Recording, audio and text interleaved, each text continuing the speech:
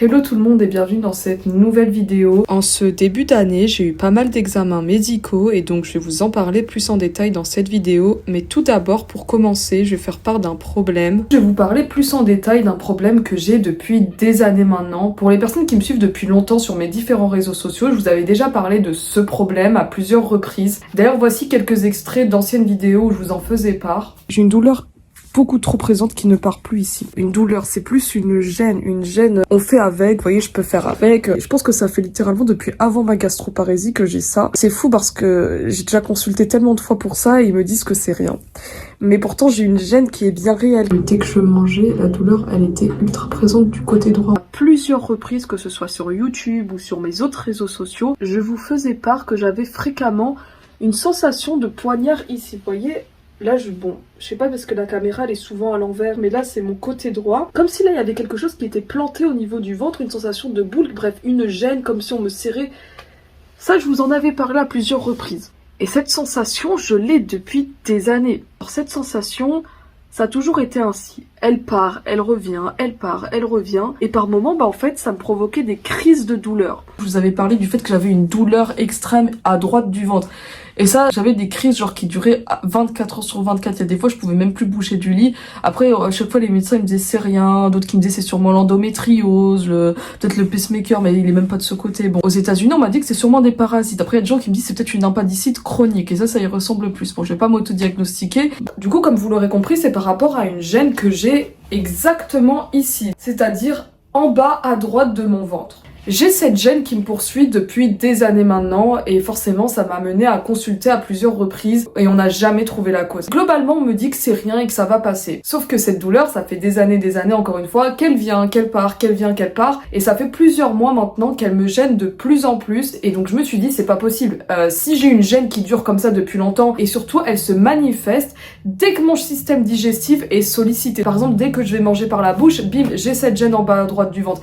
Si je m'embranche avec un débit trop vite, bim, j'ai mal ici. En fait, vous voyez, c'est dès que le système digestif est en action, j'ai mal. C'est une gêne, c'est comme si j'avais vraiment un poignard qui était enfoncé constamment ici. Et quelquefois, ça peut me faire mal au point où je peux plus trop bouger du lit. Mais généralement, c'est pas vraiment une douleur, c'est plus une gêne qui vire un peu à la douleur, quoi. Donc avoir une gêne tous les jours qui dure des heures, forcément c'est pas agréable du tout. Et je me suis dit que les médecins étaient très certainement en train de passer à côté de quelque chose qui pourrait littéralement être guéri. Durant des années, on m'a dit que c'était rien, que ça passerait, alors que c'est jamais passé. Et souvent, on me disait que c'était à cause de mon transit. Si j'avais un transit normal, on me disait que c'était sûrement mon système digestif en général parce que j'ai une gastroparésie, alors que la gastroparésie, c'est mon estomac, c'est pas censé être en bas à droite du ventre, qui est plutôt une zone intestinale ici. Et ensuite, dès lors que j'ai eu mon diagnostic d'endométriose, le médecin qui m'a diagnostiqué, il m'a dit oui, mais c'est l'endométriose, etc., qui peut faire des douleurs ici. Mais moi, quand j'ai mes crises d'endométriose,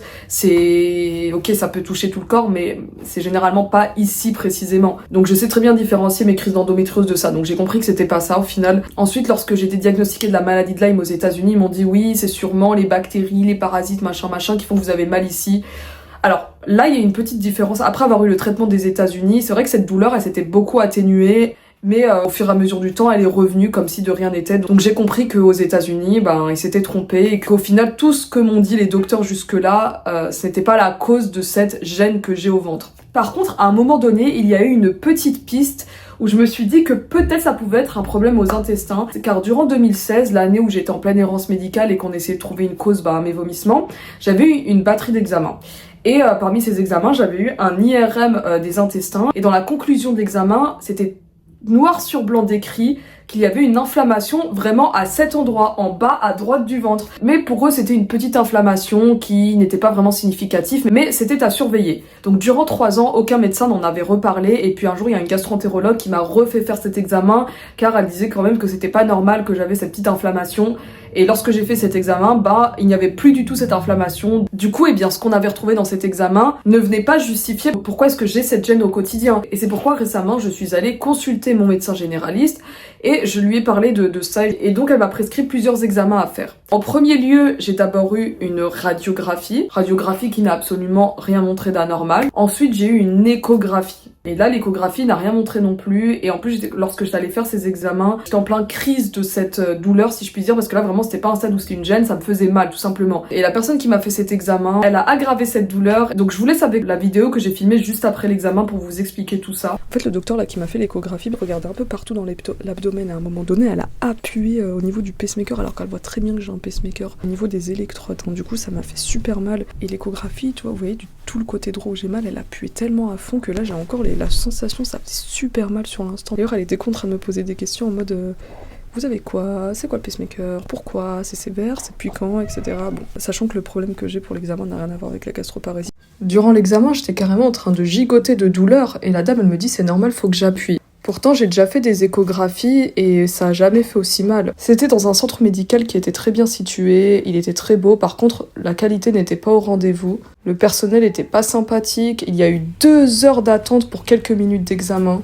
Bref, après m'avoir appuyé comme ça sur le ventre, j'ai été malade pendant 3 jours. J'ai failli avoir des vomissements, j'ai dû prendre des antidouleurs. Et j'exagère pas en disant ça, mais heureusement ça a fini par passer. Donc comment dire que je suis venue pour une douleur et j'en suis ressortie avec 1000 fois plus de douleur.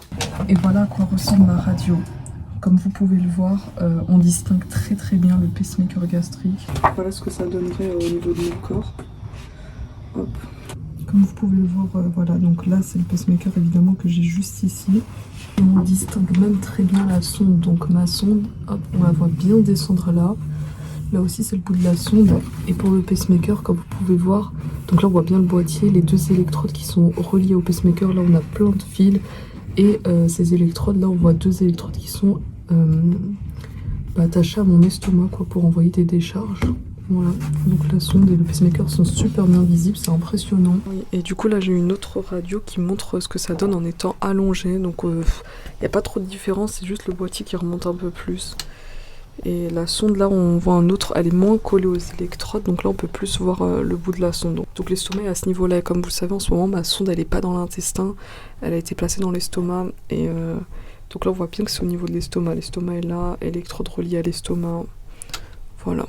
L'échographie et la radio n'ont rien montré d'anormal. Du coup, il a été décidé qu'on fasse un examen un peu plus poussé qui est le scanner. Personnellement, j'ai toujours pensé que la radio et le scanner c'était la même chose, mais qu'il s'agissait de 2 appellations différentes. Au final, pas du tout. En fait, on va toujours d'abord prescrire une radio qu'un scanner, car le scanner, il faut injecter un produit qui est néfaste pour le corps. Et donc, on préfère ne pas privilégier cet examen et le faire vraiment en dernier recours pour éviter d'exposer notre corps à des produits néfastes. Du coup, au moment où j'ai fait ce scanner, donc j'ai dû m'allonger sous une machine. Bon, ça c'est une image prise d'internet, mais en gros ça ressemblait à ça. L'endroit où j'étais allongée avance jusqu'à sous la machine précisément. Là, c'est des moments où tu dois retenir ta respiration, gonfler les poumons, etc.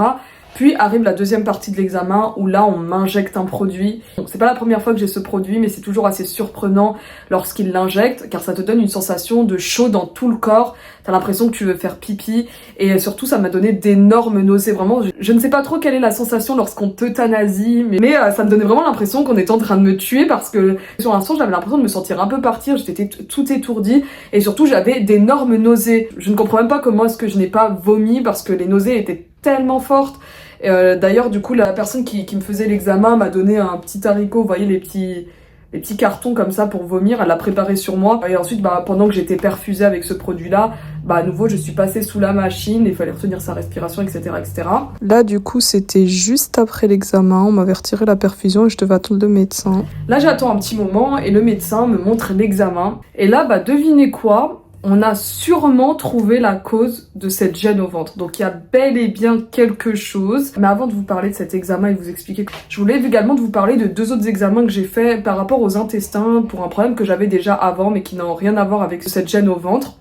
Est-ce que vous vous souvenez, il y a quelques mois, j'avais fait des analyses de sel. Du coup, suite à ça, j'avais un traitement à prendre. Au début, j'avais un traitement à prendre que j'avais pas supporté, puis ensuite on m'a mis un autre traitement. Si jamais vous avez vu mes anciennes vidéos, c'était ce petit sirop que je devais prendre plusieurs fois par jour, également des probiotiques et d'autres traitements, etc., etc. De toute façon, je vous avais fait une vidéo à propos de ce sujet-là. Et du coup, récemment, j'ai refait l'analyse de sel. Alors, comme la dernière fois, je devais faire ça sur 3 pots et l'une d'entre elles devait contenir des sels liquides, donc j'ai dû prendre cette solution vraiment dégueulasse à boire. La dernière fois, vous vous souvenez, j'ai dû faire cet examen car j'avais justement une période de diarrhée chronique, constipation, etc. Bref, c'était le chaos niveau transit. Et désormais, les résultats sont normaux, donc on voit clairement que c'est à cause de ça que j'avais ce problème niveau transit. Maintenant que j'ai pris un traitement et que le problème a été réglé, mon transit est normal et les résultats de l'analyse sont normaux. Donc c'est ça de moins. Et voilà, super positif. Et ensuite également, j'ai eu une prise de sang de contrôle. Bon, c'est une prise de sang un peu basique et globalement, elle est plutôt normale. Mais ça montre juste à nouveau que mes globules blancs sont un petit peu élevés. Donc, pour ceux qui se souviennent et qui me suivent depuis l'époque, je vous avais dit que depuis des années, mes globules blancs à chaque prise de sang montrent toujours qu'ils sont un peu élevés, de façon à signifier que mon corps est constamment en lutte contre une infection. Donc avec tous les résultats d'analyse que j'ai eus, c'est pas étonnant, on sait maintenant que mon corps, il a une inflammation chronique auquel il lutte au quotidien, d'où le fait que j'ai des symptômes comme de la fatigue chronique. La seule fois où les globules blancs n'étaient plus aussi élevés, c'était après la période de soins aux États-Unis, puis c'est revenu. Je suis un cas extrêmement complexe et particulier, donc là je vais pas pouvoir tout vous expliquer dans cette vidéo, mais si vous voulez, je vous ferai une vidéo plus en détail, car ça va plus loin que Bartonella, Lyme, la gastroparésie, etc. Néanmoins, j'avance vers la voie de la guérison, il y a énormément de choses qui se sont améliorées, mais il y a énormément de galères, car je vais en revenir au dernier examen que j'ai fait, comme je vous l'ai dit, le scanner. Et là, le scanner montre clairement et sûrement pourquoi est-ce que j'ai cette gêne en bas à droite du ventre. Donc j'ai les résultats juste ici. D'ailleurs, regardez, là on a un aperçu du pacemaker. On peut comparer en fait mon pacemaker gastrique vu par une radio et vu par un scanner. La radio est quand même plus détaillée que le scanner pour le pacemaker. Donc suite à ce scanner, on voit clairement qu'il y a quelque chose qui ne va pas. Mais je ne vais pas vous en parler dans cette vidéo parce que au moment où j'ai fait cet examen, enfin, on a vu qu'il y avait quelque chose qui n'allait pas, mais le docteur qui m'a fait cet examen ne m'a donné aucun diagnostic. Il faudrait que je voie ça avec mon gastro-entérologue, car ce serait lui qui pourrait poser un diagnostic et voir que faire, etc. Je préfère attendre d'avoir vraiment l'avis du médecin, même si jamais il a tort, ben je vais voir médecin sur médecin sur médecin, jusqu'à ce qu'il y en a un qui trouve la raison, parce que pour moi, une douleur, un symptôme, telle qu'elle soit, n'est jamais là par hasard. Si j'ai ça depuis des années, en plus le scanner montre clairement qu'il y a quelque chose qui va pas. Il y a quelques années, j'ai fait une IRM qui montrait également qu'à cet endroit quelque chose n'allait pas, donc et c'est qu'il y a pas photo, il y a quelque chose et j'ai ma petite idée de ce que ça peut être. D'ailleurs, il y a beaucoup d'abonnés à l'époque quand ils voyaient que je me plaignais de ces symptômes-là, avaient aussi leur petite idée de ce que ça peut être. Ils me disaient mais en fait ce que t'as, ça correspond clairement à ça, tu devrais vraiment voir ça, etc., etc. Et ils ont pas tort au final, les abonnés qui m'avaient parlé de ça, bah clairement l'examen montre que c'est clairement ce dont on va parler. Alors du coup, je vais m'en arrêter là pour cette vidéo. Oui, je stoppe sans vraiment vous donner de réponse parce qu'au final je vous dis ouais il y a quelque chose mais il faut attendre. Donc j'ai rendez-vous en avril avec mon gastro-entérologue et là je vous dirai ce qu'il m'a dit, ce qu'il en est. Je vous dirai vraiment le nom de ce qu'on a trouvé dans le scanner, plus en détail, etc. Je ne fais pas exprès de stopper cette vidéo à ce moment-là pour vous laisser dans votre faim, si je puis dire, parce que je vous parle d'un truc depuis tout à l'heure, puis je vous dis pas vraiment ce que c'est. C'est vraiment car je veux pas commencer à dire que j'ai ceci, cela. Je préfère vraiment attendre de voir mon rendez-vous. Et voilà. Mais comme d'habitude, et bien évidemment, je vous tiens informé de tout. N'hésitez pas à me rejoindre sur tous mes autres réseaux sociaux qui sont dans la description. Encore merci de votre soutien et sur ce, je vous dis à la prochaine.